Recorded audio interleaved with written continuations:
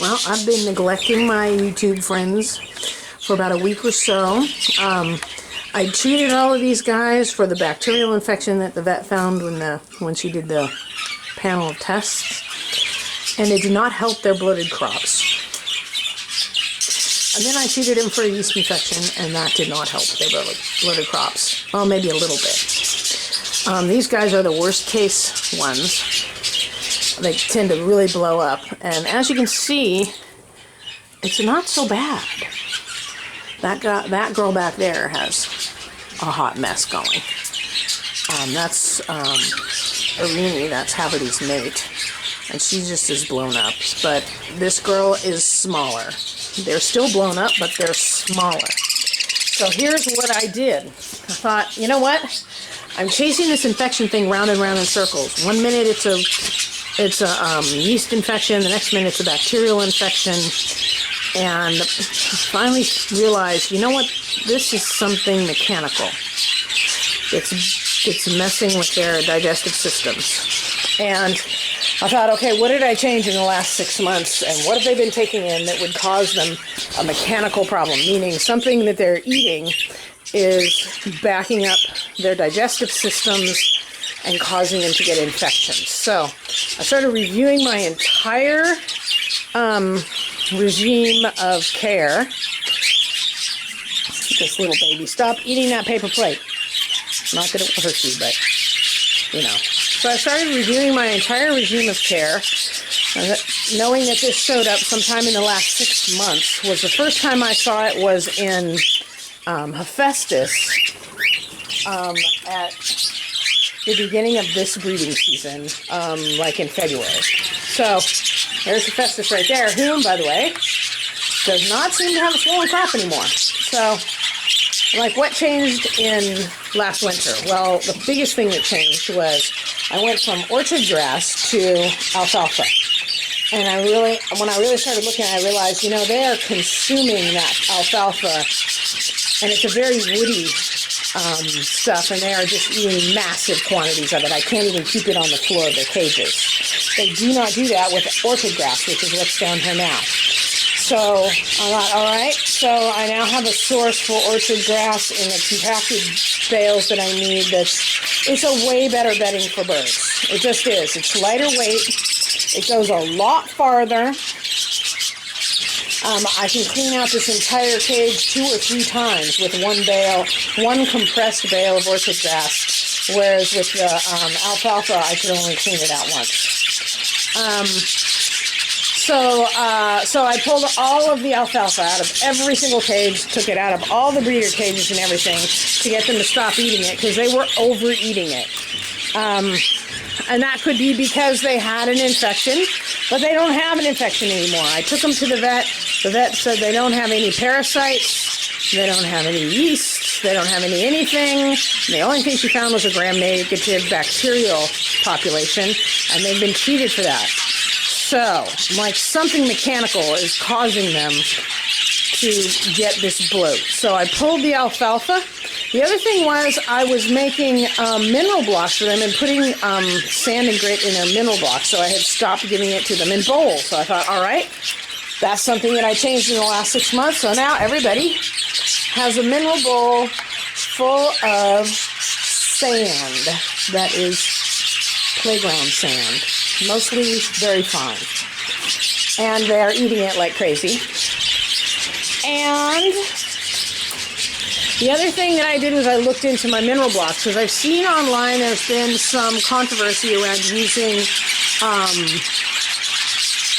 plaster of Paris. Well, I was out of plaster of Paris, so I went down to Home Depot to pick up a box, and I read the back of it.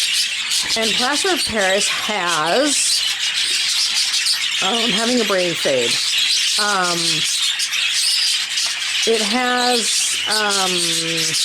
crystalline silicates in it, which is basically teeny tiny little shards of glass. This is not something you want to be feeding to your birds. So that could be because I've been making those mineral blocks for them and feeding to them consistently for about the last 6 or 8 months. It's the kind of thing that would build up in their systems and unfortunately never go away. because it embeds in their bodies and eventually ends up poking through the walls of their intestinal tract and floating off into their bloodstream and eventually landing in their heart or their brain and killing them. So, I know a lot of people that use plaster of Paris for their mineral blocks for their birds. They say it doesn't have any effect, but I'm not going to risk it anymore, so I will never be putting plaster of Paris in my mineral blocks anymore. Right now, I'm just stirring calcium carbonate into their wet food and calling it a day. So I tried feeding them, since they were off of medication, I tried reintroducing wet foods. I gave them leafy greens, and see, I put their food on white paper plates, and one of the pluses of that, besides them not losing all their food in the orchard grass, is that they poop on it then, and I get to see what their poops look like. This is not happiness. We don't like poops that look like that. So, what I found was when I gave them the leafy greens, they would literally poop water. So they were not being able to digest it. So I stopped that.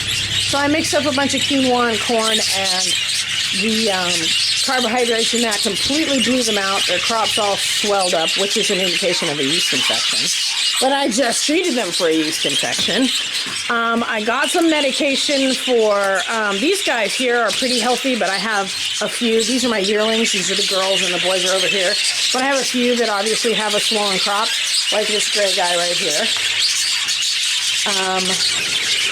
And there's another one or two. This girl right here. But the thing is, they're not underweight. They're eating.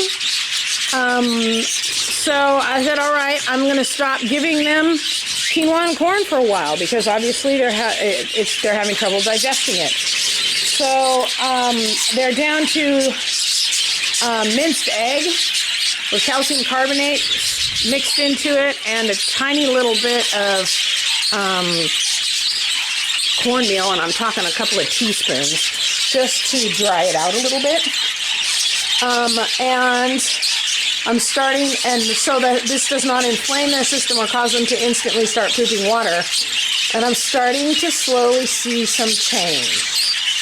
I'm saying that they were overeating the alfalfa, and it was backing up their crops. And they don't do that with the orchard grass. The orchard grass doesn't have that woody, chewable thing about it. So they don't do that. And I don't know whether the reason they were overeating it is because they were sick, or because they got sick because they were overeating it. I don't know.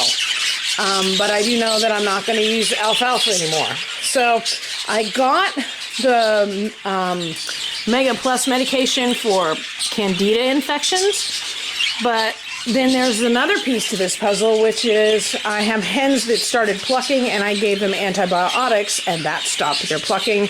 Their chicks had diarrhea. The diarrhea stopped. So what I think I'm doing is I'm chasing recurring infections that are secondary to the problem of them having consumed things that were wrecking their stomachs. So, like I said, I'm changing. For right now, they're getting minced egg with calcium carbonate mixed into it, because there's no carbohydrates in it, so it doesn't blow up their stomach. And actually, calcium carbonate is what's in Tums, so it's a stomach settler. And that seems to be stabilizing them and reducing the number of bloated crops. They all have their grit available. They are now all bedded on orchard grass instead of alfalfa.